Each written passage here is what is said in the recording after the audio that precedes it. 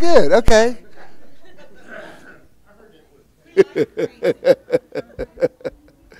This is the South.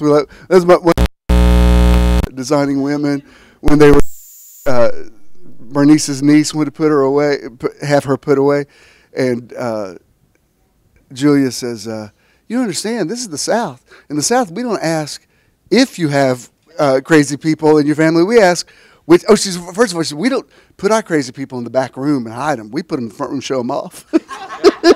And so she said, "Well, which side of the crazy people in your family?" She said, "Both." Oh, are we already on the World Wide Web? I shouldn't be talking about designing women. All right.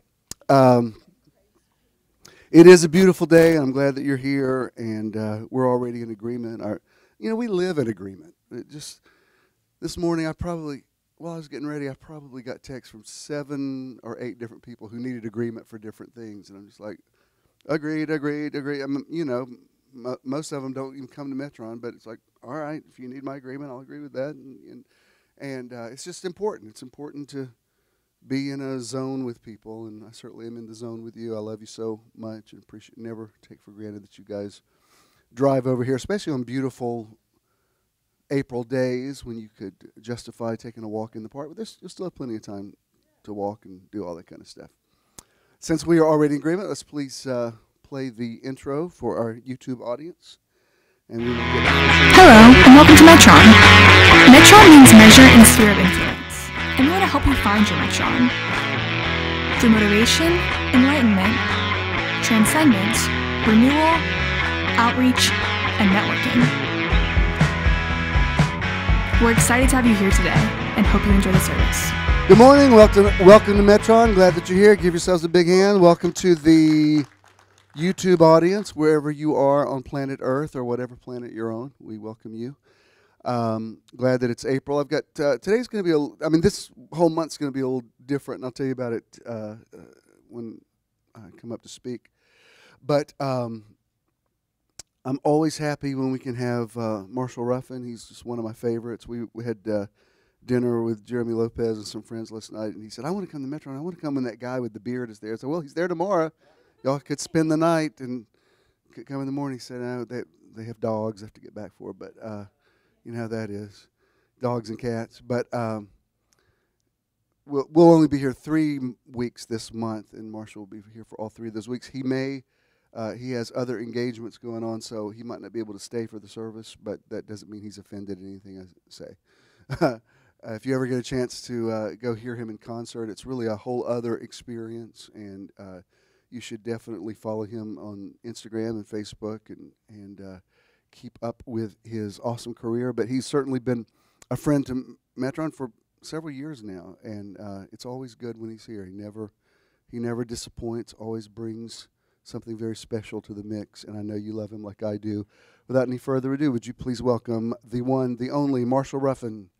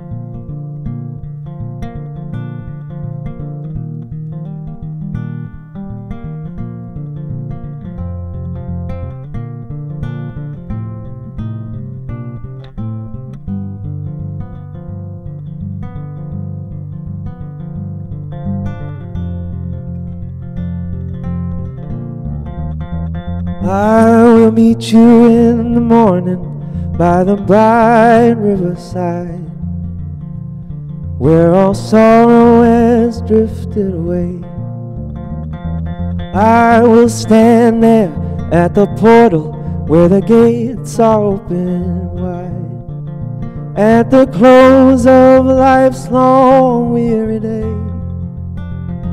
I'll meet you in the morning with a how do you do, and we'll sit down by the river and our raptured acquaintance renew. Oh, you will know me in the morning, know me by the smiles, those smiles that I wear. I will meet you in that morning in the city built four square.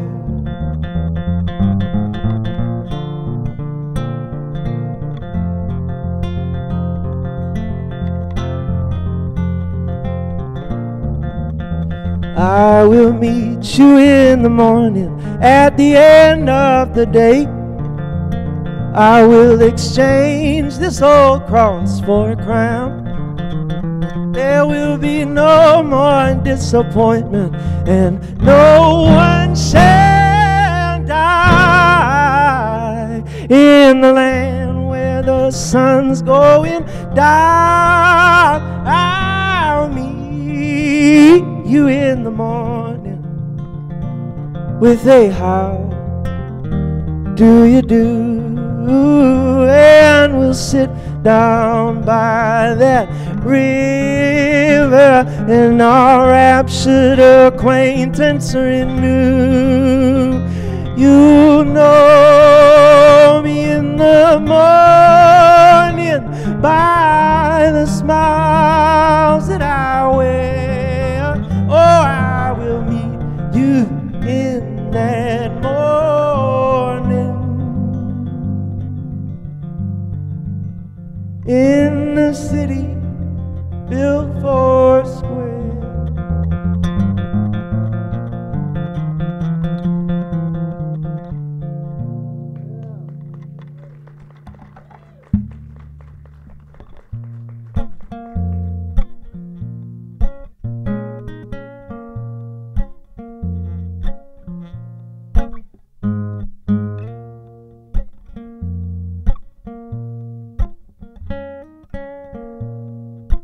Every evening I have seen.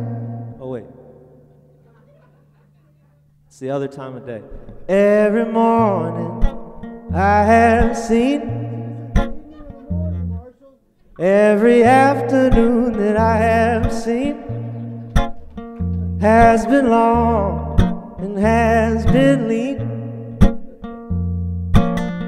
From back when Mama cooked her hope into the family pan, washed it out with her feet in the sand, and Papa sowed his field into barren clay. Brothers and sisters faded away, but I remain here reverently. Yeah, the Holy Ghost got plans for me.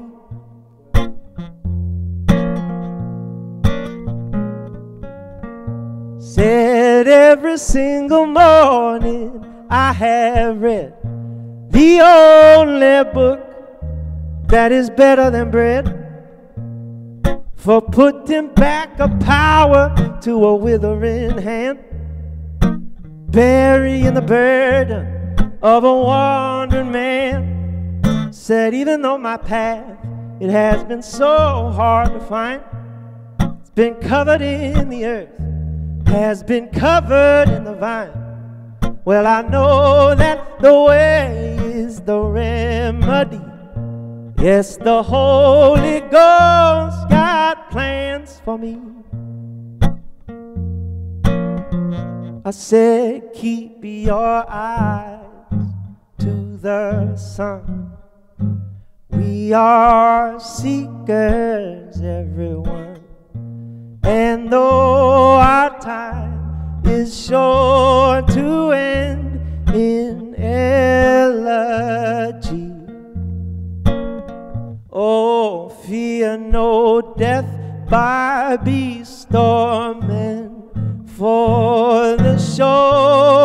of the promised land. Those repentant and redeemed are bound to see. Oh, said, even though my blessings, they may be few, there's got to be some good working left to do. So I will raise the reverie. Yes, the Holy Ghost got plans for me. I said, keep your eyes to the sun. Raise your voices, everyone, till they're ringing out over every corner of stone and sea. For soon that chariot will roll on down the lane, as the angels all hollering out thy name, to please the ear with him in raising verity.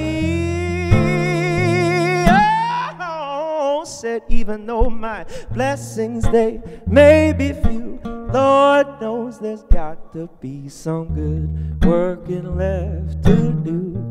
Oh, I will wait here reverently.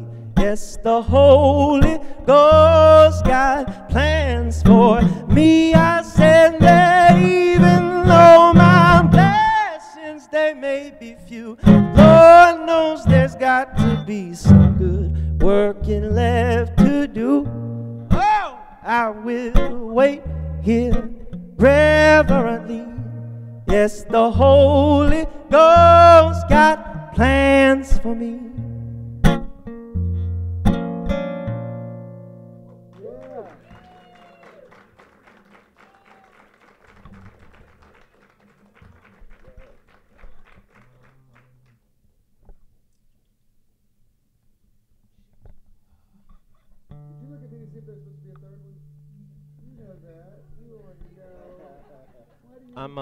I'm trying to remember which one it is. Ah!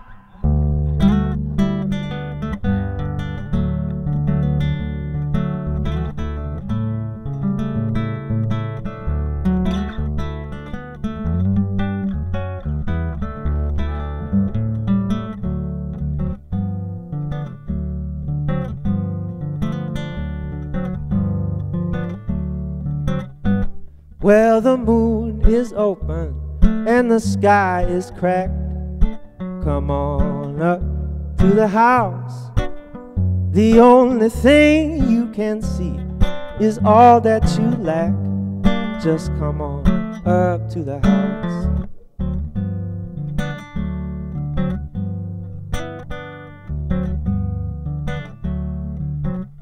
When all your fussing and your fighting don't do you no good, come on up to the house. You better get down off your cross, 'cause we could use the wood.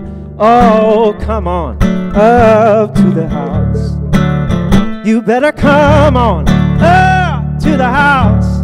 Oh, you better come on up to the house. Lord, the world is not my own, I'm just passing through. I gotta get on up to the house.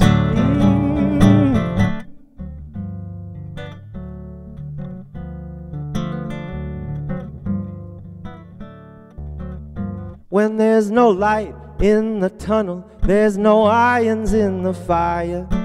Come on up to the house.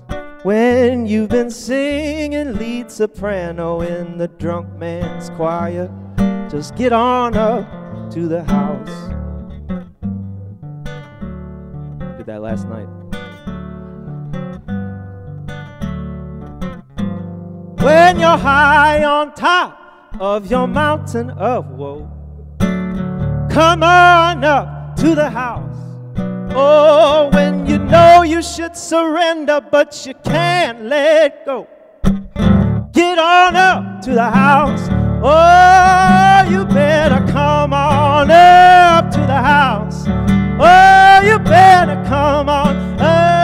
the house.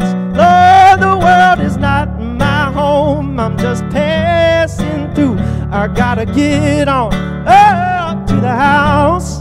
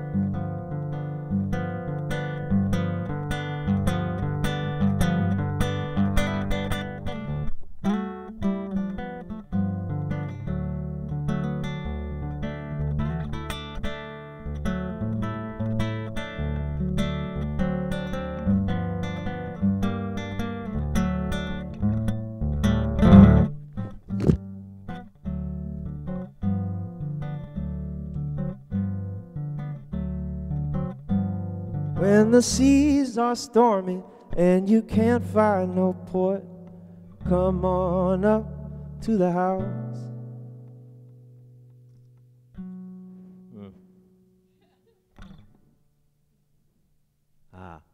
When there's nothing in the world that you can do, come on up to the house.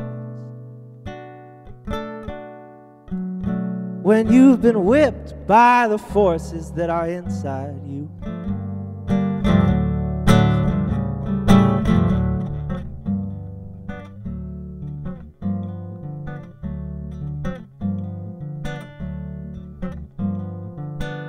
come on up to the house. Come on up to the house. Come on up to the house. Come on up to the house. Come on up to the house. Come on up to the house. Come on up to the house. Oh, the world is not my home. I'm just passing through. The world is not my home. I'm just passing through. The world is not my home. I'm just passing through. The world is not my home. I'm just passing through. I gotta get on up to the house. On up to the house.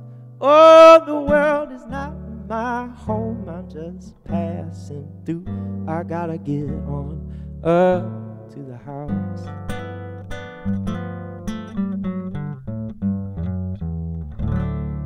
Marshall Ruffin. Yay. Good stuff. I love it. Good stuff. You kept looking up. I was wondering, are the lyrics on the ceiling? Always good. What'd you say? You may be seated. And Marshall will be back with us next week, so that'll be great. 2 or 3 things. First of all, thank you for last week. Again, thank you to Avery for putting everything together for my birthday. I appreciate that. And thank you all for your cards and gifts and everything. I truly appreciate it. And you know, I can't. It's funny because Wednesday night we went out with Judah and Jonah and their girlfriends, and so there was another little celebration. And then last night, some friends had us over. I don't even think I'm thinking birthday's over. They come bringing out a cake again. You know, for the people who say I'm over celebrating, I'm like, I'm not asking for this. I can't help. Strangers just bring me cake. I don't know. It just seems to happen a lot. But yeah, it was good too, Lord. You know, when everybody at the table's just having a taste, and you want to go, oh yeah, I'll put my fork down too. You know that you think like I could eat this whole. Y'all look over there. I could eat this whole cake and go, what happened? It's that moment when you realize you're the only one at the table still eating. Oh, I guess we're done. I always say that when somebody says, I could not eat another bite. And I'm like, oh, yeah, me neither. But anyway, thank you. I think I thanked everybody individually, but if I didn't, please know that I read every card and really appreciate your gifts. Remember that, 2 weeks from today is Easter. And the Sunday before that is we're actually going to do a little something for Ken's birthday because it'll be a few days before his. His birthday falls on Good Friday this year. So be aware of that. And then the last Sunday of the month, 28th, will be in Gwinnett County at Inspire. And I'm glad Zach Keogh texted me, said, I'm coming to Atlanta. I'm going to be at Metron on the 28th. I said, no, you're not. We're not going to be there. So I'm glad you texted. So he's going to come up and meet us up there. But anyway, I'm really looking forward to that. Greg's doing an extraordinary job, and of course is one of the state representatives now. And he's still it's not just pastoring a church. It's really Inspire is more than a church. It's a ministry that transitions people out of homelessness. I don't mean they just make dinner for them. I mean they get GEDs and get jobs, and it's he's been doing this for several years now and has a amazing success record. Do we have anything for the year of living your best life? 19. Charles, I saw it. I saw your post, Charles. I need to talk to you. We'll believe. I did post some vegetable plates, but I guess they didn't make them. Anyway. Be in agreement with Charles for the situation with their automobile. So I couldn't tell if your hashtag was sarcastic or hopeful. Which one? Which one is it? It's hopeful. Okay, we'll go with that then. Hey, Patty, it's good to see you. And then our outreach this month, I want to. It's one we've done before, but I want to explain to you why we do it. I want to make our outreach the movement this month, and I just texted Judah and asked him if it's okay that I talk about this, and he said yeah. And I told him I would be discreet in how I said it. Last week, I don't remember. It wasn't that it was what I think the best Sunday we've ever had. I don't think necessarily it was the best message I've ever spoken, but I don't remember a day when there was more synchronicity and confirmation, to a point that it was, am I imagining this or whatever?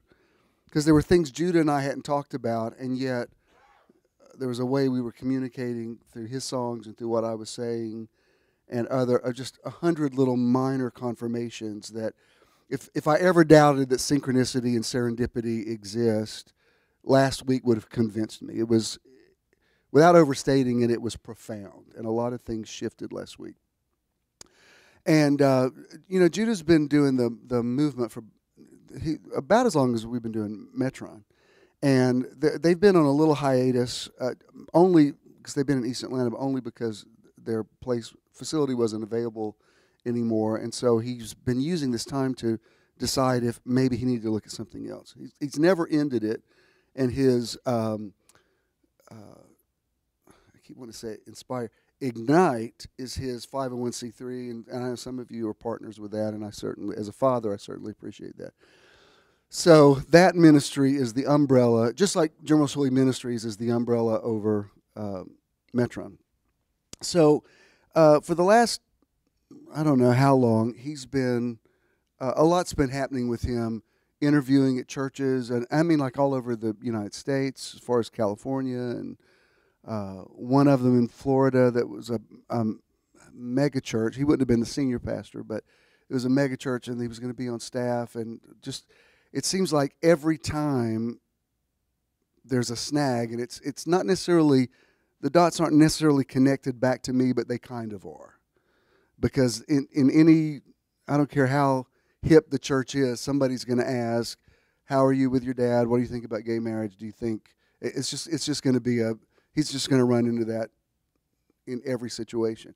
To the point that I've told him, I said, just don't throw me under the bus, but don't. I mean, I had a very famous uncle who closed a lot of doors for me, so I know what that's like when people cancel meetings on you because of who you're, related to, whatever. And I don't ever want to be that person, to the point that I've actually reined him in on times when he's gotten too defensive for me. I'm like, just don't go have your ministry. I'm fine. Don't, they're just idiots. Don't. But anyway, last week I said something about, I made some, because there was something that, as far as I knew, was definite. And they were excited about it, and I took cues from him not to say more about it than I should have. But they had looked on his Facebook page and saw in an interview that somebody asked him, do you think gay people can be in church leadership? And he said yes, and that was a deal breaker for them. So they said, no, you can't. So they just canceled everything. And it really hit him hard, because he thought they had covered all of that. To the point I had even told him, I said, look, if it's unlikely in this small town that a same-sex couple is ever going to want to get married in that church, but even if they did, your out is just to say, look, I'm just hired here. This is the church's policy, and you could go marry. So it's not even going to happen, but don't let it. You've got to have your ministry and make a living and whatever. And so last week, just his song choices and everything. This isn't just true for him, but it doesn't happen with every artist of the month every week, but it's happened so many times in the last 4.5 years, nearly 5 years. It really is. It's just amazing. And don't ever forget how, regardless of how many people are here or not here, something supernatural has happened in this little theater again and again and again and again, that I'm not grandiose enough to say that it's changed the whole world, but it's changed something, and it's changed a lot of us. And, anyway, after the service last week, we went over, we had lunch, and I was asking him, I said, what? I said, I'm getting the vibe that something happened with that church. What's going on? And he told me, and he had another interview coming up out of state, and he went ahead and wrote them and said, look, if this, this is my dad, if this is going to be a deal breaker, can we just, let's just save ourselves the trouble before I go through all of this and we get, you know what that's like when you're looking for a job and you don't know what it is, and you like, I'm open to whatever, but we're just going to have to make a decision somewhere. And I said, Judah, that's the nature of church world. I mean, it just is. It's full of racism and xenophobia and homophobia and misogyny. It just is. And that's not my sour grapes. I'm just telling you, there is a certain mindset that has nothing to do with Jesus. It's cultural.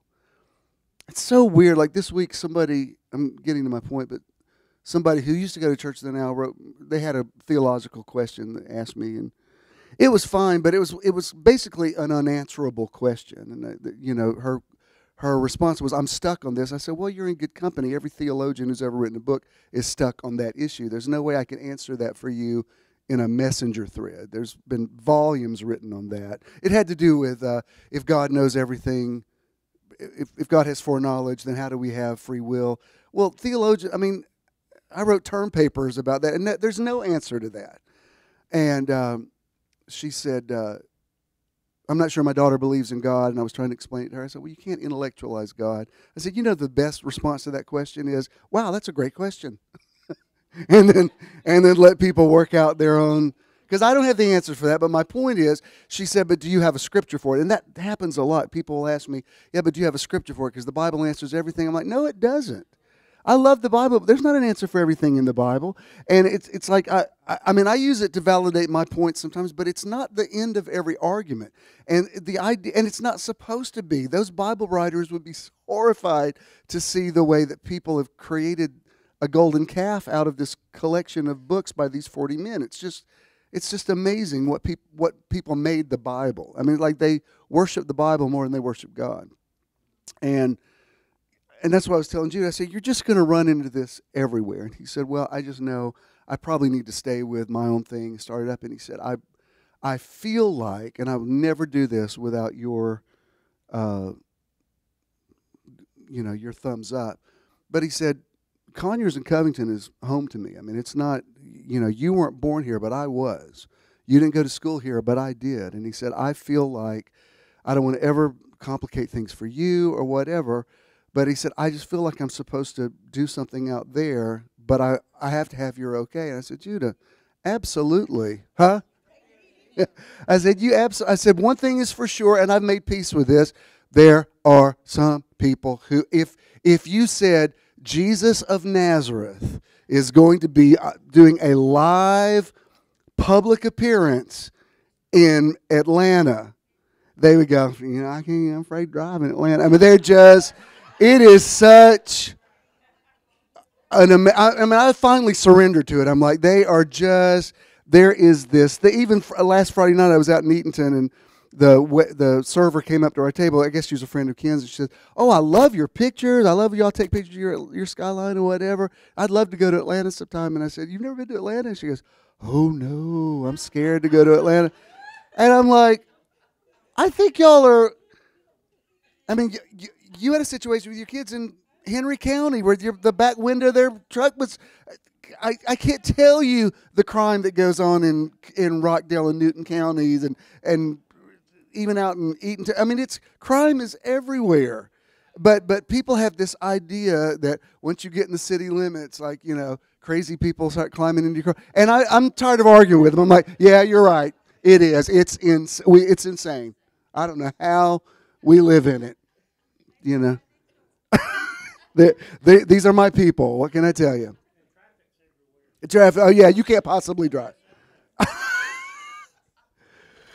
If you've ever been on 138 in Conyers on a Saturday, you don't ever need to say nothing about no traffic. Nothing. That's all I'm going to say. So anyway, I said, the thing is, I said, you do have some kind of heritage out there. And I said, I've been there. Even, last week when I was talking about posting the pictures and being good with it, he didn't know. It was amazingly synchronistic because he didn't know that had happened to me. Because even what I taught about how you have to look at every season of your life and be fine with it, whatever, I said, I really meant that. I said, I'm at peace with Conyers and Covington.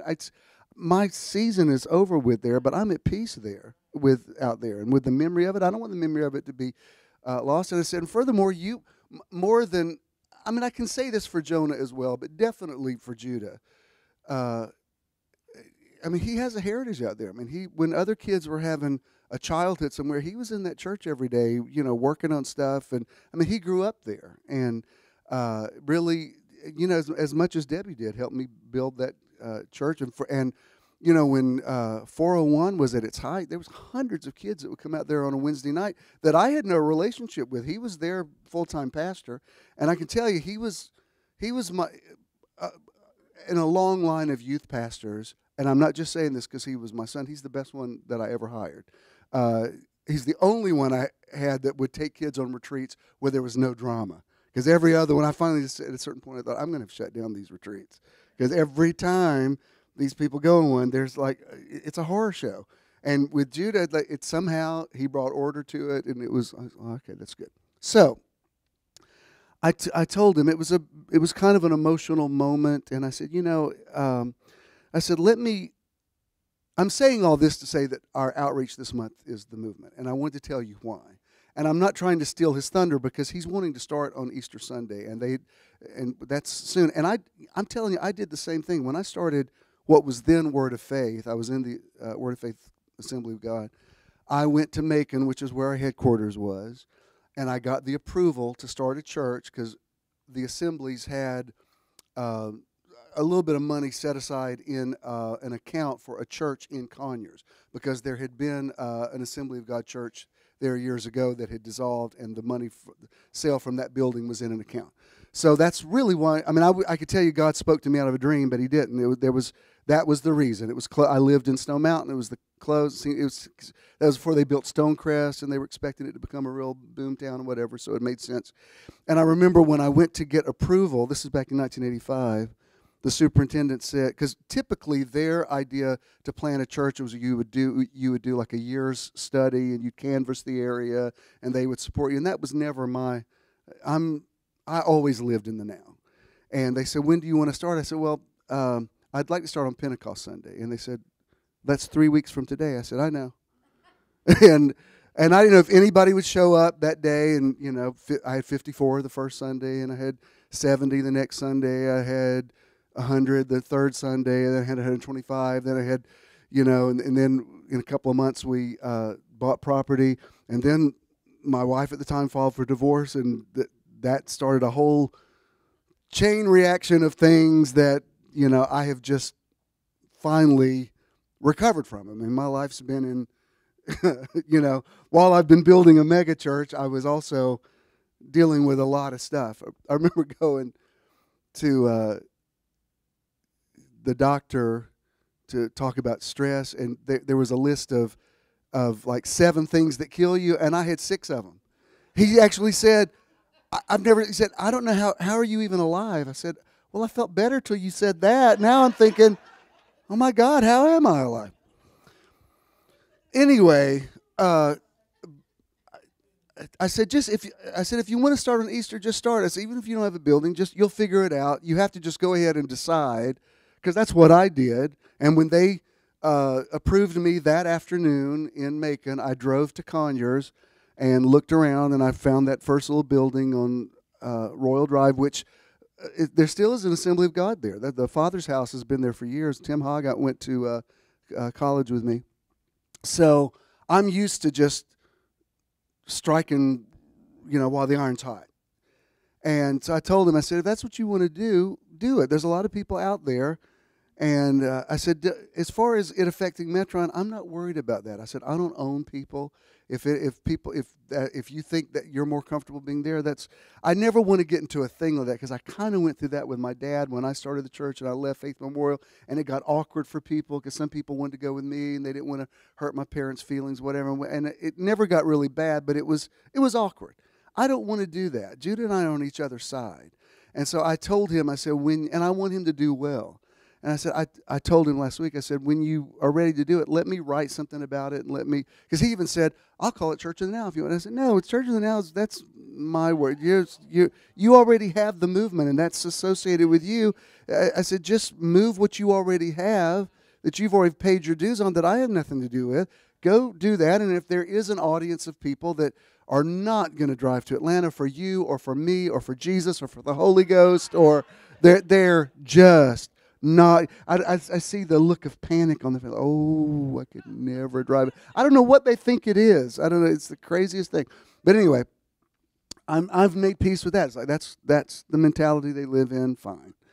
And I'm not wanting to steal his thunder. And the only reason I'm saying it is, you know, he's been a part of Metron since we started it, and I really appreciate. I know when he's here, and I know this is true for Jonah as well. I know some of y'all bless him or whatever, and thank you. That means a lot. As a father, I really appreciate that. And you know, my kids have gone through a lot and have never acted out. You know, they've never. It's amazing how well they've navigated radical changes in their life, just radical, and they've never felt sorry for themselves or whatever. And they're all different. I have different relationships with all of them, some of them more different than others, but it's all good. And so I thought, well, all right, then I want everybody to know, including everybody here, that I'm good with this. I think timing is everything. I'm glad that this last thing happened, because it just, you get to a certain point. It's like with the prodigal son, where it says he came to himself and realized, wait, what am I doing? Why am I begging religious people to approve of something that I already know is the truth? And so I said, consider it a blessing that happened, and consider it a blessing that you know it now before you got connected to them and built relationships with them. So it's all good. And I said, I don't know if this had happened a year ago, if I'd have been fine with it, but I mean, this past year, and I don't discount that meditation has been a big part of this. I'm so at peace with everything. I think I said this to you last week, but I keep seeing in my memories something will come up that I wrote 5, 6, 7 years ago, and it's never bad, but I can tell something had just gone down because that's why I'm writing it. To whom it may concern. And I think I'm not even that guy anymore. I don't even think like that, and I don't live in that constant contention with people. Even last night, I don't remember a time in my life where I've been in a more serendipitous zone. Even last night, it was a group of, you saw in the picture, a little dinner party, and there's one of these gentlemen is a pastor in Alabama who I just know a little bit. I know him and his partner, him and his husband. And I had no idea that he was about to be connected with this other ministry that I'm just telling an anecdote about that was a word to him. And he said, "That really happened?" I said, "Yeah." Well, I had no idea until afterwards. I said, "Wow." I said, if I had known that, I would have never said anything." He said, "No." And Jeremy's a friend of his. Jeremy said, "I intentionally did not tell him that because I knew, and I said, "I apologize." They said, No. You have no idea how in the flow you are." And I don't know. Something has happened this year that I'll just go say something off the cuff to somebody, and they're like, "Oh my God, I can't believe you just." I mean, that's always kind of happened in my ministry. Now it just happens every day in conversation. Like strangers are like, "Wow, how did you know that?" or whatever. I'm like, "I didn't know I knew it." What, like, no, but nobody knows that. And that prophecy that I actually started the church out of, which the prophet has said, people will say, "Surely the man has been in my bedchamber, for nobody knows that I've said this or done this." And, that was what, 34 years ago, and that prophecy is confirmed now more than ever, and it was confirmed last week with Judah. So I know the planet's kind of lined up for this, and he doesn't have any grandiose ideas about.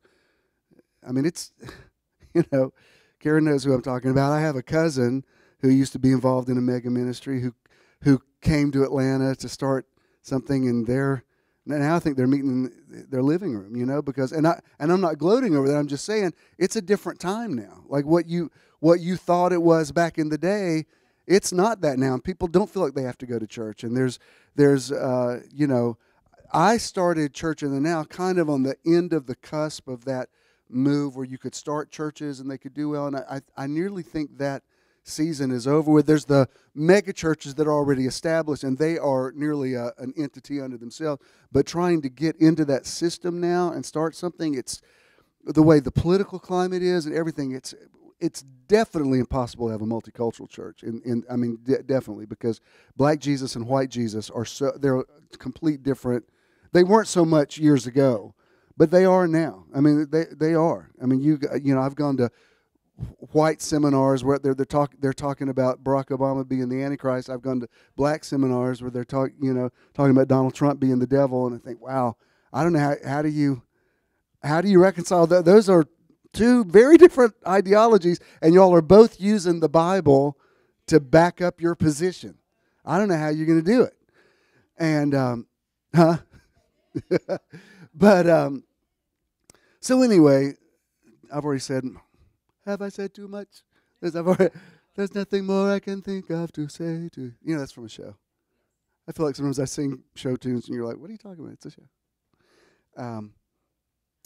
So anyway, I texted him. I said, "Look, he didn't know. I said, I'm going to make the movement, the outreach this month. Is it okay if I say something about it?" And he said, "Well, I'm still waiting for the confirmation." He feels maybe more of a connection to Covington than Conyers. And I know for me, Covington was much easier to work with than Conyers was. I don't know what it is, but Covington just had a different vibe to it. I don't know why. I can't explain because they're sister cities. What?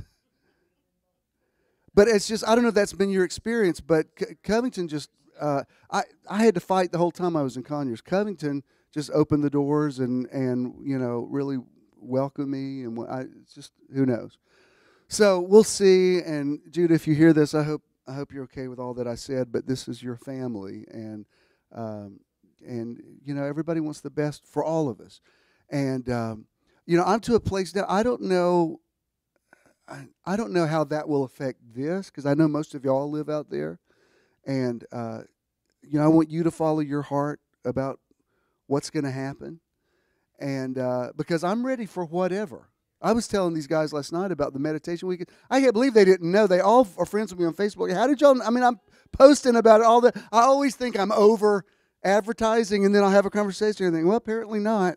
They're like, oh my God, we've got to go to that. That's the most awesome thing. We've never heard of anything so great. I'm like, well, I'm not the only one that does it. I was telling them about, some of the other gurus or whatever that do meditation weekends. I'm like, but for us, it's really awesome. And we still love Jesus, but man, it's good to get quiet and get into nature. And, just this week, I've realized that somebody who doesn't even come to Metron wanted to come to this next one. And they text me about it, and I thought, oh, I haven't even started the thread yet. So I started it. Let me know if we already have within a day, I already had the number of the last one that's going on this one.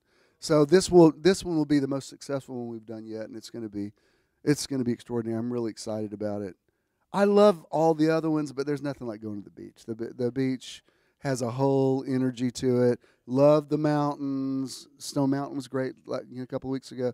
But that beach, Jekyll and St. Simon's, especially sunrise, my God, it's transformational out there. I don't know what it is. I guess because you're facing east. I don't know, but it's amazing. Anyway, so that's going to be our outreach for the month, and I'm assuming once he gets a confirmation about a building, he'll post about it. But I just wanted you to hear it from me first. I'm good with it. I support it. I think it's great. There's confirmation everywhere, and I'm just open right now. I'm in a real, in one sense, I'm very kind of not grounded, but my being an only child is a lot when you have two parents with special needs. That's why I told you a few months ago, my mom looked at me, she's telling me all that they're going through. She said, this is too much. We should have had more children. I said, well, it's a little late for that. Thanks for thinking of it now. Because I've even told Ken, I said, at least with your parents, it didn't happen at the same time with them. And even though you were the principal caretaker, you do have a brother who will come in and at least. But I said, you have no idea when it's both of them and you're the only one. It's like, holy. It's a lot. So right now, I'm, I've got to deal with that. But I'm also open to, what's going on. And don't underestimate that we've opened ourselves up to a lot of possibilities. There may come a time, I don't know, at some point, I kind of said this when we started Metron, there may come a time where the same way I do a thread for meditation, all of our services might become that way at one time. Can you imagine if I said, all right, this is where we're going to be next week? Like they have those pop-up shops, we could have pop-up church. And wouldn't that be cool and exciting? And you'd have to be like, where are y'all meeting? Like, we don't know yet. I'll give you. And so I don't know. I'm just saying everything's possible. They love us here at this theater, and we could be here, indefinitely. And I love this theater. I went to I had to go to the doctor this week, and he was talking to me. He said, I'm not really sure what you do. So I was kind of explaining to him and everything. He said, so where do you meet now? And he said, you rent space? I said, no, we're in theater. He said, you mean Landmark? I said, yeah. Oh, that's great. He said, is it a church? I said, well, not really. So I'm trying to explain what Metron is. He said, but you meet on Sundays like at 11. I said, yeah. He said, it's a church. I said, okay, Dr. Hoke, it's a church. Are you happy? I don't know how to, it's manna. They never did come up with a name for it. Every day they ate it and said, we don't know what it is, but it fed us. You say, did your bishop preach a good sermon today? I don't know what he did. I don't know. But I'm not hungry anymore. I mean, he got up there and told some stories we've heard before, and he said some funny stuff, and there's a couple scriptures thrown in there, and I don't know what he did, but I'm good. I'm good for the week. I can't explain it. I don't know what I do either. People say, are you a preacher? I'm like, I don't know. I'm a what is it? I'm manna. I'm the bread that came down from heaven. No, that was a different doctor. That was a doctor out in Conyers. This is a doctor in Atlanta. All right. Was that everything I needed to say? Okay.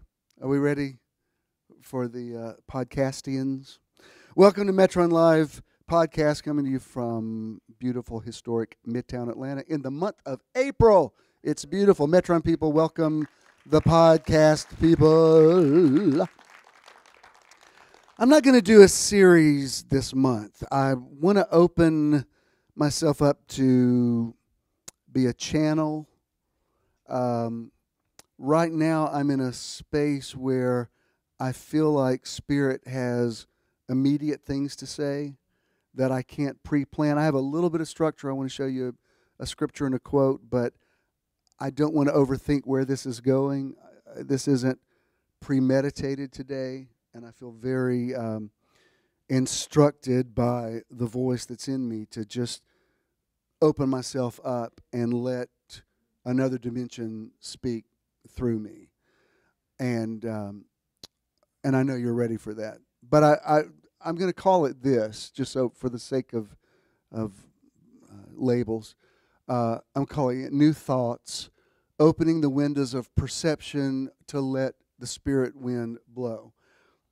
I'm going to show you a verse of Scripture in a moment, but I'm thinking a lot about perception right now because most of you that follow me see I post a lot of pictures of the windows in my loft and the view that I have, which is I actually bought that loft in 2003. And Debbie lived there for a while. Judah lived there when he was going to Kennesaw State. I've been there for 7 or 8 years now. But what made me buy it was the view. It's just I love the view. It's a mid-rise. I'm on the 7th floor. I'm on the top floor. I love 7, so I liked living on the 7th floor. And as soon as I walked in, I bought the model. And when I saw I loved the view. It just made me happy when I saw it. I said, I'll take it. And at the time, we had saved a certain amount of money and put aside, and the down payment for it was to the penny of what we had saved. So it was like in just a matter of hours, this whole thing worked out. And a lot of my contemporaries were buying cabins in the mountains or places on the beach. And at the time, my parents had a great place in Panama City. So I really wasn't interested in buying something on the beach. I wanted, I don't know if I ever told you this, but I love Atlanta. I mean, this is my home. I used to run track meets across the street at Grady High School. I mean, my first sermon was preached around the corner here on the corner of Ponce and Piedmont. I mean, I was born 3 blocks from here. I love it. I've been all over the world, but this is my home. If it's not your home, fine, you go but this is where I'm happiest. It's where I feel like myself. Obviously I love my husband, I love my kids, I don't think any of them would be surprised to hear me say Atlanta really is the great love of my life. I mean, I think it's synchronistic that I was born here. I think there's prophetic significance to it. I love this city. I mean, yesterday I didn't even know the new Whole Foods had opened until you posted something about it, so we drove by there yesterday, and I can think of 3 different things that were on that corner when I was growing up. We had a big time. I remember on that spot there used to be a coffee house called 12th Gate, and I used to go there and preach, and some of the first people I ever led to the Lord was right on that sidewalk out there. And so, I mean, I live in a place where I can drive down, especially around Midtown, there's no place you can point to that I couldn't tell you 5, 6, 7 anecdotes about it. This week I went to get my car washed over there on Ponce, and I've been getting my car washed there for years. Before that building was there was a bank where before it was first a bank where I first opened my first checking account. Then it became Channel 36, and I used to do the Bob Gast Breakfast Club on there. Now it's a car wash. I mean, I've lived here long enough that I remember 3 different realities on that one corner. Now, when I bought my loft, one reason I bought it is the way the 7585 connector is configured. I didn't think anybody could ever block my view because there's no way you could build a building there. And so for all these years, I've had, like, this is what I see, and I look at it every morning. I look at it every night. I mean, I love it. Where I live is very small, but I love a view more than anything. I mean, I'll live in a cracker box if I can see. I always want to see. I don't even really like heights, but I like being able to see. And so when I wake up, I look and, like, there's the Coca-Cola building, and there's Georgia Tech, and there's Bobby Dodd Stadium. I remember when the Rolling Stones were there a few years ago. I opened the window and got a free concert. I could hear everything. Mick Jagger singing right in my law. There's the Varsity. There's the Fox Theater. I used to be able to see Biltmore, where we used to have Church in Now Midtown, but now something else has come up. I used to also be able to see the hospital where I was born. I used to see what was Crawford Long, but now Ernst & Young is there, so I don't see that anymore. On clear days, I can see Kennesaw Mountain. I can see it all the way out to Marietta, and you can just see it right there on the horizon. It was a little hazy this morning, but usually I can see it. And so my view is very important to me, and I see all kind of crazy stuff. I see, when there's a wreck. I see and now on the other side of my building is the Center for Civil and Human Rights. So anytime there's any kind of protest or march in Atlanta, they always start right there. So a lot of times my building's just is on lockdown if there's anything's going on, because there's a sea of people out there marching. And people ask, do you mind that? I'm like, no, that's the great thing about America. Is like that's part of our Bill of Rights, is that we have the right to legally assemble, and if you have let your grievances be known or whatever. So I love being, that's even my voting precinct, and it's really, I love to walk across the street there and vote. And there's, I'm looking at Dr. King, and like it just feels like, wow, this feels really significant to vote at this. So I love, and there's indigent people around, and there's panhandlers that ask me for money every single day. I mean, there's so many of them. I'm like, dude, I already bought you dinner last night. I mean, I know these are my people.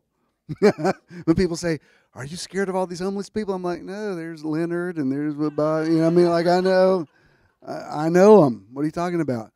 And I'm not afraid to live in the city. I just love it. But now, what I didn't think would ever happen is because there's a building that's coming up, and it's a new high rise, and it's what they call I'd never heard this word before, but it's prescient architecture, and it's supposed to be the wave of the future. It's a new way that they're building with lightweight steel, so that it brings housing costs down. And so this is kind of like an experiment to see how it goes, and it's a really cool building. But it never occurred to me that they could put it so far back on the property line. So it's not going to obscure my view, but it's going to definitely alter it.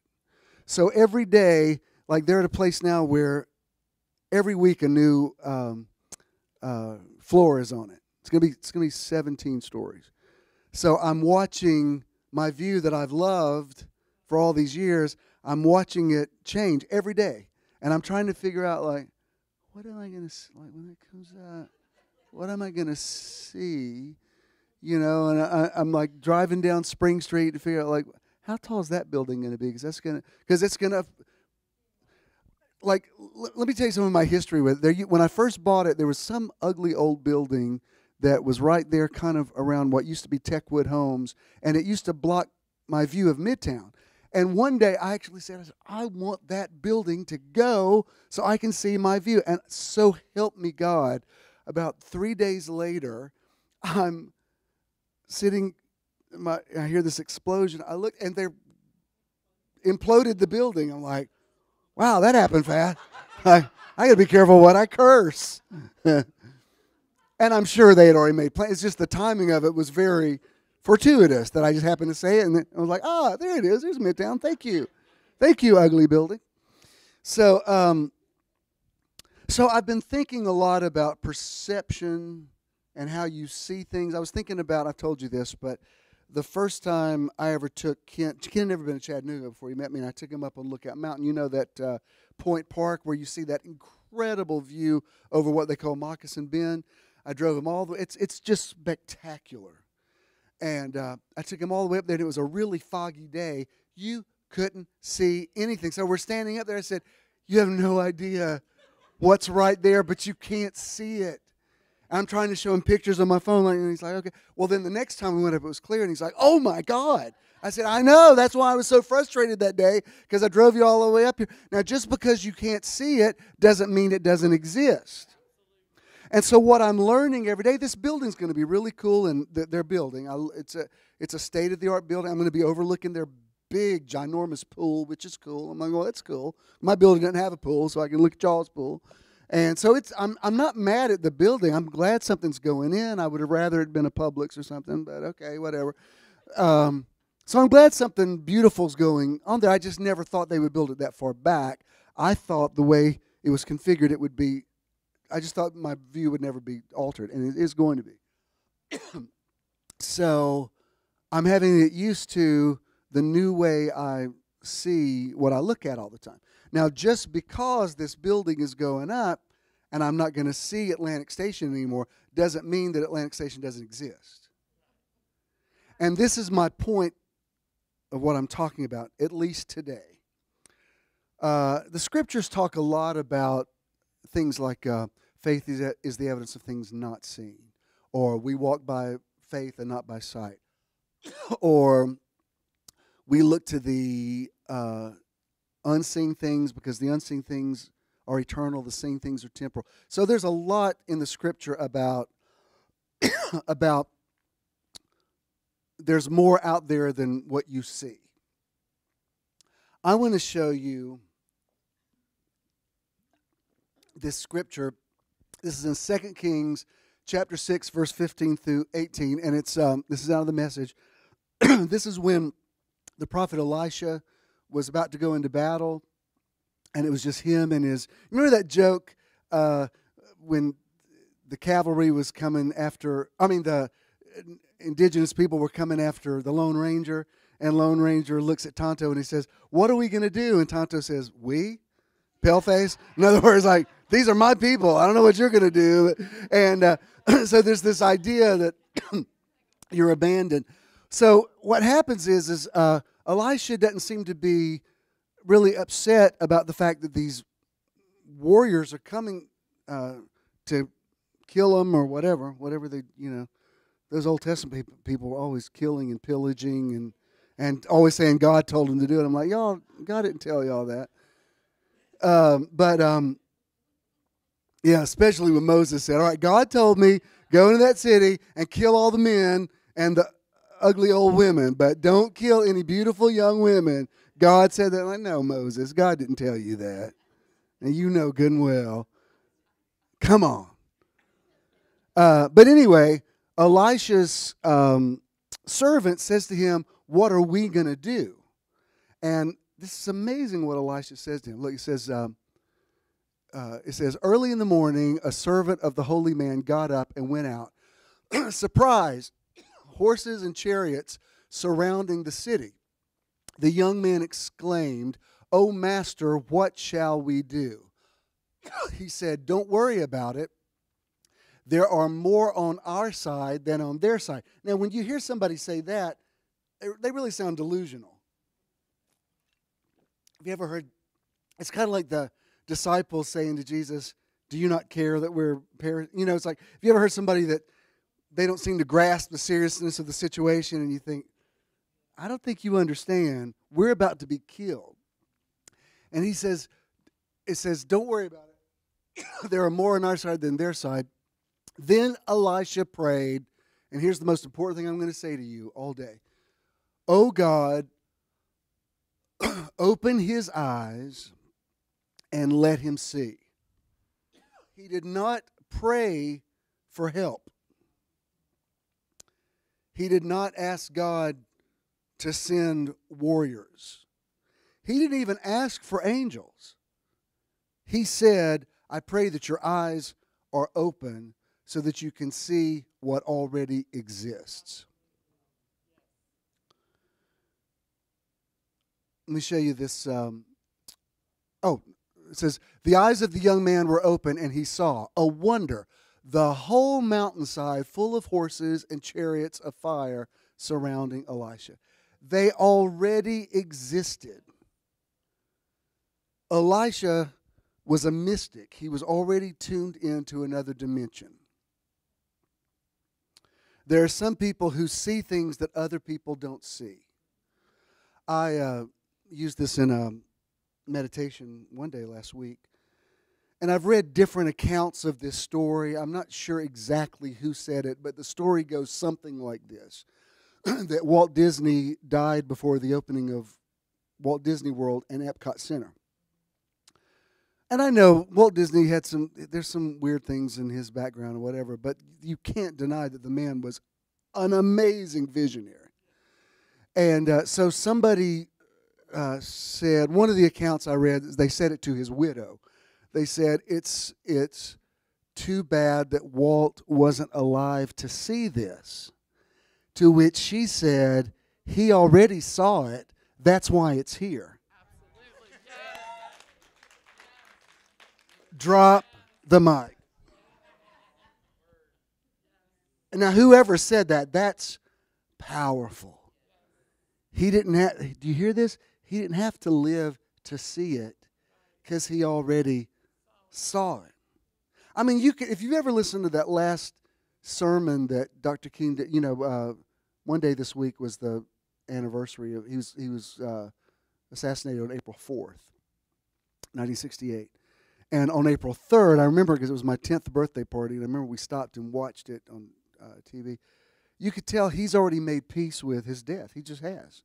He talks about the mountaintop, and he says longevity has its place. He says, I may not get there with you, but I mean, nobody could say it like him, you know. When he said, mine eyes have seen the glory. You don't have to, once you've seen that, you don't have to wait in your lifetime to see it, because here all these years later, there's still racism. There's still, I mean, we've had a president of color. You know, there's been some amazing things that have happened. But, you know, everything didn't happen exactly like people hoped it would with the civil rights movement. Is it better? Oh, heck yeah, it's way better than it was. Are we there yet? No. But that man, when you hear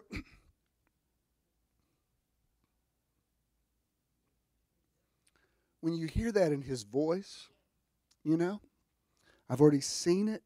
It's like, oh, you're in another dimension. I don't want to overstate Martin Luther King, but let me explain to you what that's like. I remember one time years ago, the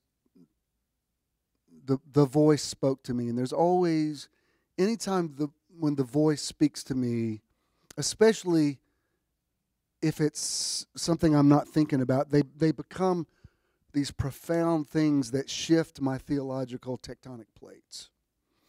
And one day I wasn't thinking about Jesus, I wasn't thinking about the cross, I was probably watching TV. And clear as a bell, I heard the voice say, why did Jesus sweat drops of blood? I was like, what?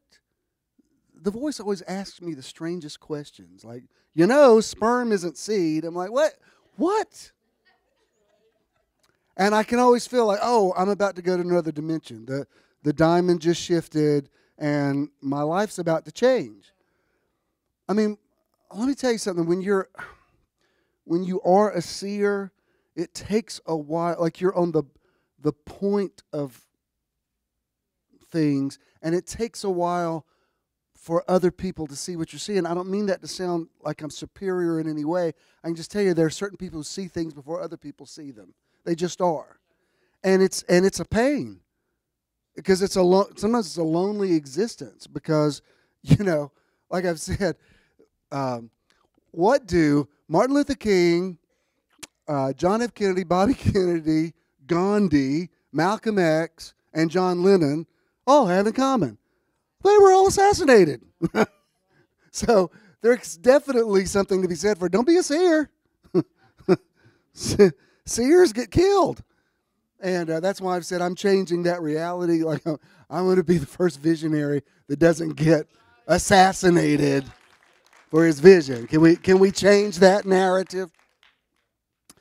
So, and I'm not trying to put myself in the category of those men. I'm just saying, when you see things, it's hard. The humanity in you gets lonely or longing for other people to see what you're seeing, which is why people like you become so important. I know in my life, it's like if you don't have some kind of confirmation that somebody respects what you're seeing, you just think you're crazy. I mean, when this servant says to Elisha, what are we going to do? And Elisha says, don't worry about it. There's more of us than there are of them. You can go like, 1, 2. No, there's not. That sounds crazy, doesn't it? So you start seeing things. The bulk of society they don't like vision. They don't want, because you know what? Vision changes you. And let me tell you something about vision. Once the genie's out of the bottle, she's not ever going back into that little round couch. You can't unsee it. Exactly. So, I'm not saying I'm about to be killed or anything like that. I just listen to, when I hear King say that, you think, oh, back to the drops of blood. Here's the point. Because I thought, yeah, why did he do that? If you take it literally, why did he do that? And suddenly it occurred to me, like, oh, the cross didn't kill him. As soon as he said, this isn't what I wanted, this isn't plan A, there's any way let this cut pass from me, but if not, then, I'll go to the cross. Just when he made that decision, the death process started right then. He started bleeding.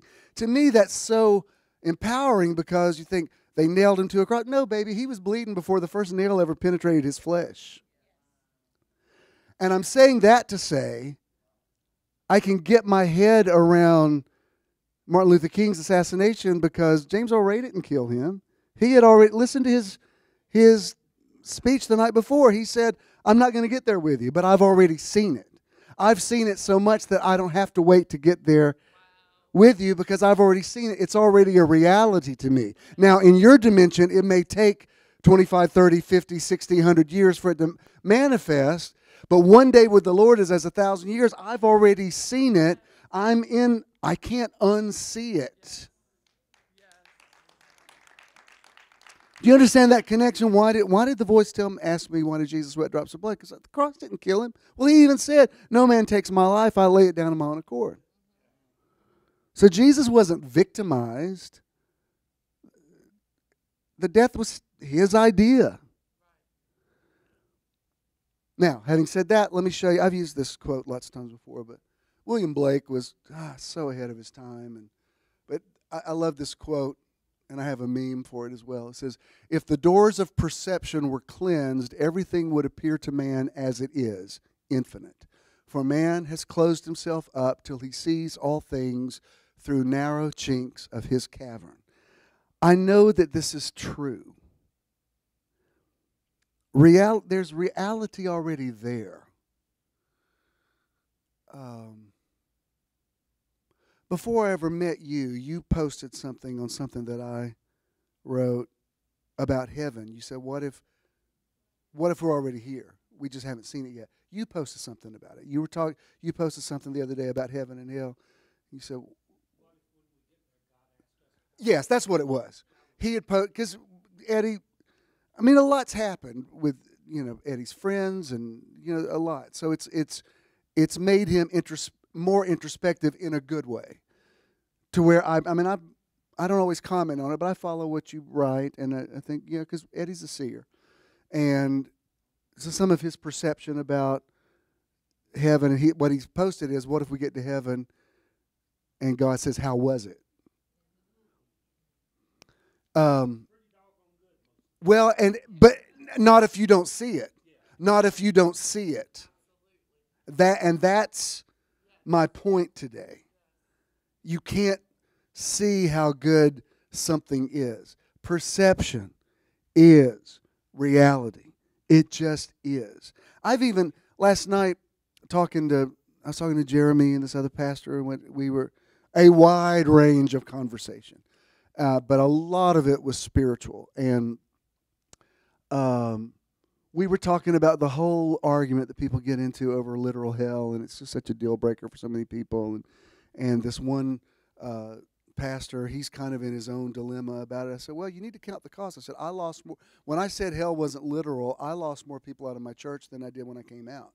I mean, people, they love them some devil and some hell. And you can talk about, you can say heaven's a state of mind, they won't even blink. You say hell ain't real, them's fighting words. They want hell, and they want it because there's somebody they hate somewhere that they want to go to hell. They're projecting their anger on somebody else. You believe in hell because of your mother-in-law or your ex-wife or your the person that raped you or whatever, whoever molested you or whatever. That's why you need hell. And I get it. I wrote about this in my last book. Remember, I wrote about that man that literally ran over those kids in Covington and killed one of them. I'm friends with the dad on Facebook. I've known him for years. And, I mean, he was laughing when he ran over that kid and killed him. Right there on 285, Covington Highway there in Covington.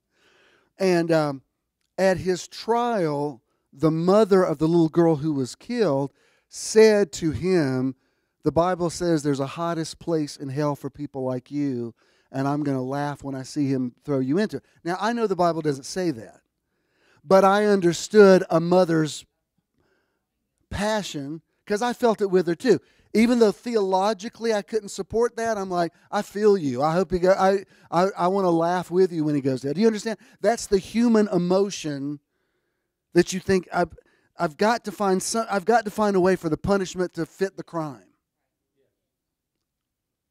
But then you read, you go to talk about a shift in perception. When Jesus goes to the Beatitude Mountain, he says, you've heard it said, an eye for an eye, tooth for a tooth, but I say if you've hated your brother, you're a murderer. You've heard it said, do not put your wife away except for adultery. I say if you fantasized about adultery, you've committed it. Well, he's changed everything then. Because now, then everybody's got to die. And I told them last night, because they're still in that place where they're arguing over hell. And I see people that, I talked to Robert last week, right there, and I said, you and I are in such different worlds, because you poke at people. I said, you ag it on. I said, I don't want it. I'm like, to have this argument with somebody over, now I'm like, go to hell. Enjoy all the hell you want. Hell it up. Maybe you're right. I just don't want to argue with you about it anymore. I'm just like, I don't have the stomach for it. And I told them last night, I said, I'm nearly to the place now, I've studied enough about perception and the multiverse and all this kind of stuff. I'm thinking, you know what? Hell may be real for some people. Maybe there's some people that have visualized it, and in their reality, that is how it's going to play out for them. I mean, God will be to you as you believe He will be. To the forward, I will show myself forward. To the merciful, I will show myself merciful. It's all through the Scriptures.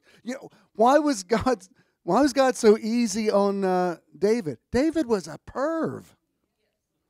He was. I'm telling you, David, this is long before pornography. He's going out watching a woman take a bath who is the wife of his devoted servant that serves him. He doesn't just have an affair with her. He brings her into the palace, makes her his, I don't want to say hoe, but makes him his woman, has the husband killed. What? And in David's old age, this is classic. It sounds like people I've been related to. He's old. He's like, I'm cold. I need a young, beautiful woman to lay in the bed and warm me up. I can't believe people actually, why didn't somebody say, can we just get you a blanket or a hot water bottle? No, I need it. I'm like, good Lord. And,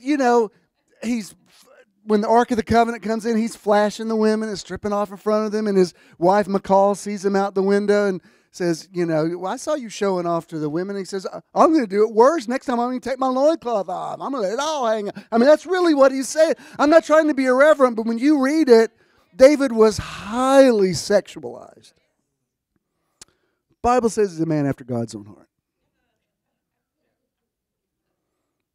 What am I saying? Does God like adultery and killing people's husbands? No, but that's how David saw himself in God's eyes.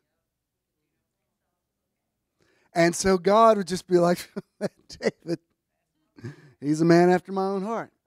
Other people would do that kind of thing and go to hell because they were, this is some very mature teaching, but it's why Paul said, all things are lawful, but not all things are expedient. I was related to and am named after somebody who is unfortunately known for sex scandals as much as he's known for the way he changed the world. And some of you were under his ministry for years. And he did pay a price in his body for some of the karma that he sent out. But I can tell you this, I talked with him a few days before he died. And I said, is there anything we need to say? I said, I want to apologize because I've said some things about you and it was none of my business. And I took the Earl off my name for a while because I just got tired of having to answer for you all the time. And, but I was wrong to do that. I should have never judged you. And do you need to make peace with anything? And he said, no, I'm good. And he said, I just have always loved what you do and, want you to be great for Christ or something. I'm like, really?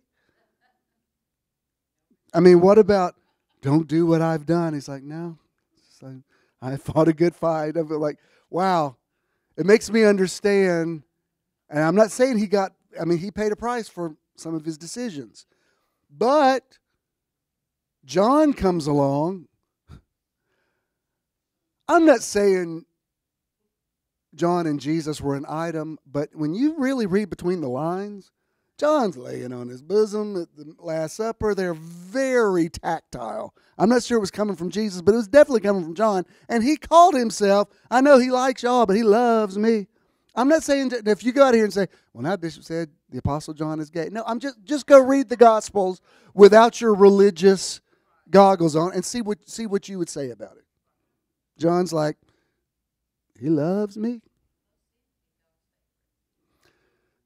So John comes along and he says, if our heart condemns us not, then we have confidence before God. If our heart condemns us, we do not have confidence. Now, what am I saying? Well, as long as I think it's okay, I'm okay. Well, kind of. I mean, that's what the scriptures say. If you think God's a God of judgment and wrath, guess what you're going to get? Judgment and wrath. If you think God's going to send you to hell, guess what's going to happen? You may create it yourself, but you're going to go, I won't be there.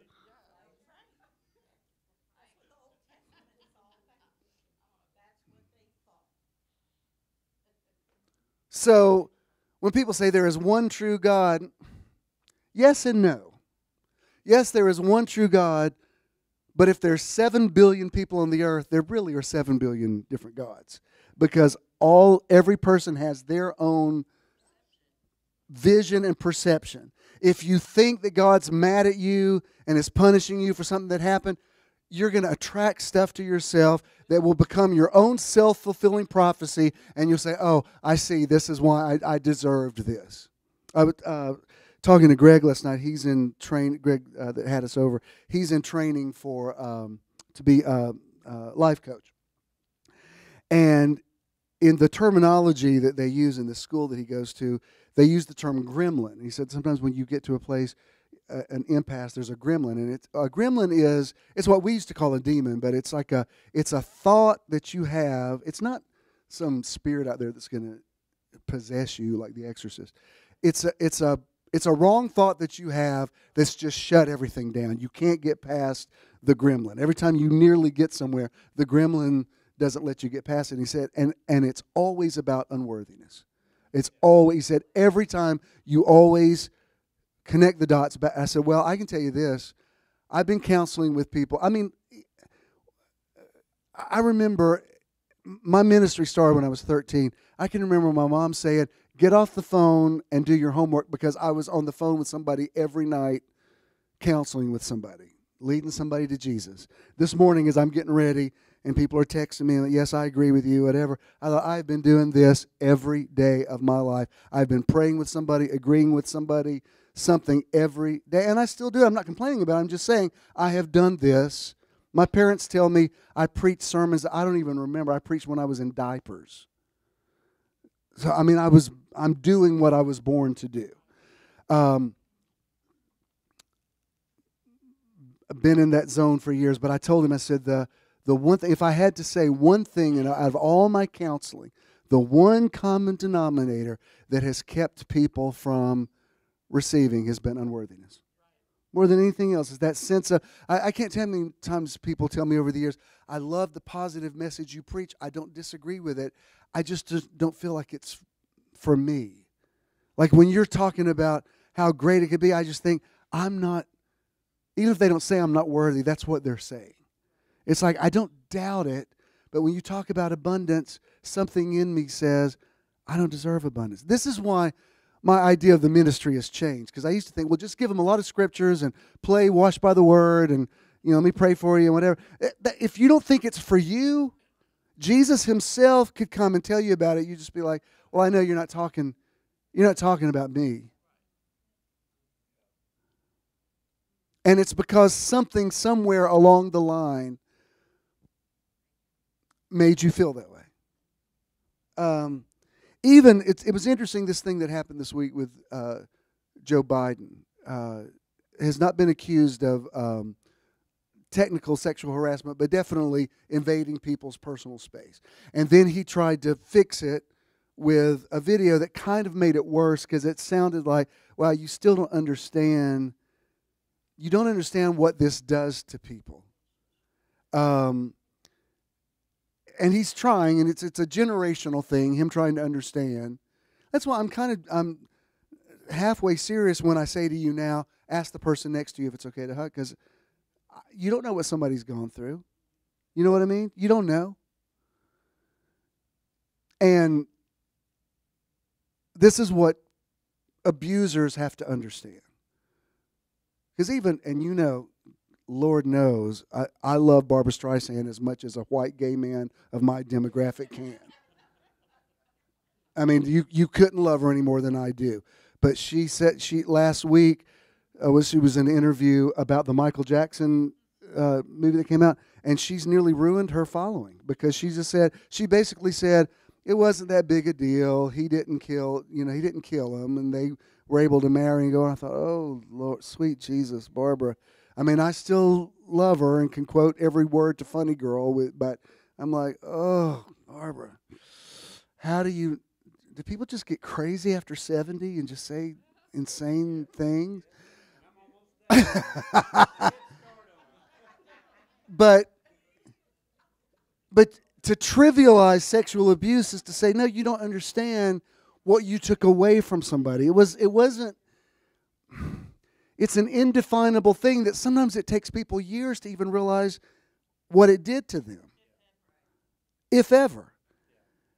And so there's no way, even an attempt at an apology, I mean, you can try it, and maybe it would help people get some closure, but the bottom line is you have to just say, no, this just sucked that this happened, and I'm going to own it, and I'm going to be proactive and let it make me stronger, but don't trivialize it. Don't dismiss it and say, well, maybe you just inappropriately touched, and maybe you misunderstood. Like, no, don't make it less than it was. I don't want to live in a world where everybody dramatizes everything and lives in victim mode, but I also don't want people to just be dismissed and say, oh, that's just the way men are. No, that's ridiculous.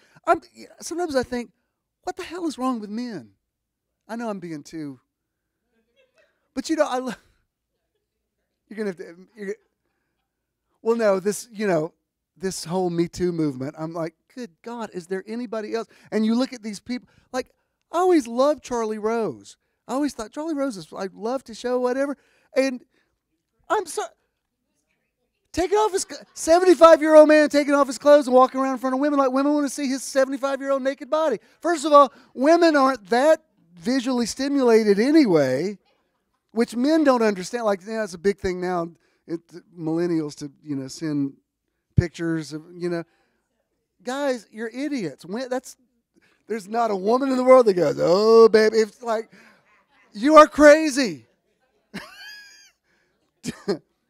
I tell you what's hot, pay her rent. That's, you'll be like, come on. But I just think, Charlie, you're like this intellectual. How did you not know? How did you think that was a good move? Like, are you that arrogant that you think, oh, here's a good thing. I'm just going to take my clothes off, walk around like, that's not going to work with women if you're young and hot. People just think, go put your clothes on. That's crazy. I'm just shocked at some of the things that people think is normal. What? Did I go too far again? I'm sorry. I hope I haven't offended anybody. I forgot my age demographic in here. My apologies. But here's the bottom line. If you think there's something wrong with you, things are going to happen in your life that are going to confirm to you that something's wrong with you. If you think, it's like the quote that says, whether you think you can or can't, you're right. And that's really all it is. You can't make it more than that. If you think you're worthy, people are going to treat you like you're worthy. Even last night, I had a great birthday. I was totally happy. I heard from everybody this year. I heard from even people that I thought, I didn't think you liked me. I'm like, what? I mean, I really thought, is this my last birthday? Well, am I here? Last year was a milestone. I didn't hear from everybody. This year, I heard from people I hadn't heard from since 7. People I went to elementary school with they had a page wishing me happy birthday. I'm like, what the heck? So last night, the last thing I'm thinking of is we didn't celebrate enough. I'm like, no, I'm good. They come walking out with candles on the cake again. And so I took the picture. I said, one more celebration. What can I say? I posted on Instagram, and Avery said, say you are loved. I thought, all right, then fine. We're going to celebrate my birthday every day and not feel guilty about it. Somebody says, you're over-celebrated. I'm like, sorry you perceive that. What's that? Exactly. Right. Well, I went in to work out, and Stephen wasn't here last week because Elisha had to fly out early. So I said, I thought you didn't care about my birthday. He said, no, I was looking forward to that cookie, actually. And he said, but he said, and he's right, he said, but really, you should act like every day is your birthday and not try to make one. And I said, you're exactly right. So, but it's this idea of, I don't want anybody to do anything good for me. That's ridiculous. I remember when the church was big and I would appoint somebody to be a care pastor, I would say, I see some pastoral strengths in you, and I'd like you to consider doing this. Half the time, people would just be shocked. They'd be like, I can't believe you think that about me. I'm like, I can't believe you can't believe it. Like, how is that not obvious to you? You clearly are compassionate, and you're a leader, and pastoring doesn't mean preaching necessarily. It means shepherding people. Like, how do you not see that about yourself? I was always surprised that people were surprised. Because to me, it was so obvious, When you're a seer, you see people's gifts, and you don't notice what they think is negative. Who was it? I got to wrap this up, but who was it the other night saying? What was it on? It wasn't on American Idol. Who was it that sang my favorite song? Oh, I know. It was, what's his name? Bublé. Michael Bublé. I've never been a huge Michael Bublé fan, but his special was on the other night. I thought, I really like this guy because he's confident without being like lounge lizardy, jerky. And he's kind of, He's kind of Frank Sinatra-ish, but he's not doing an impersonation. And he covers the Great American Songbook. He doesn't really overdo, he just kind of sings them and it's good. I thought, no, this is good. There's an actual orchestra that's playing. I really like this special. It's just him just going out and singing. He's not trying to do stupid skits. He's not trying to be Carol Burnett or something. It's just like, this is really good. This is good. And at the end, he sang a song to his wife, and it's possibly my favorite pop song. It was written by Leon Russell years ago, called A Song for You. And it says, I've been so many places in my life and time. I've sung a lot of songs. I've made some bad rhymes. I've acted out my life in stages with 10,000 people watching. But we're alone now, and I'm singing this song for you. And then this lyric, it says, I know your image of me.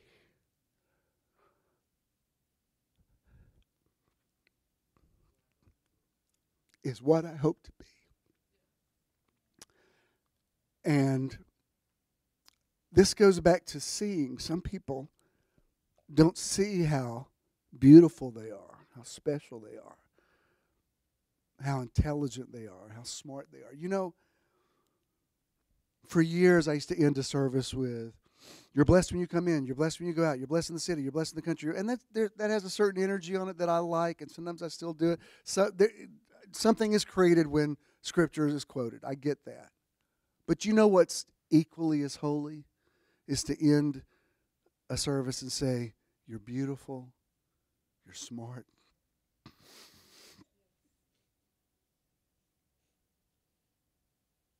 you're valuable, you're worthy,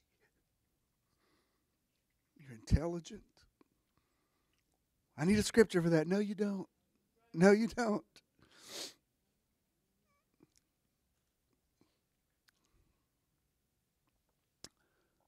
My prayer for you, Elisha says, open his eyes and let him see. My prayer for you is that Spirit will open your eyes and let you see. To see him, to see the world, to see your life, to see yourself. Let's all stand.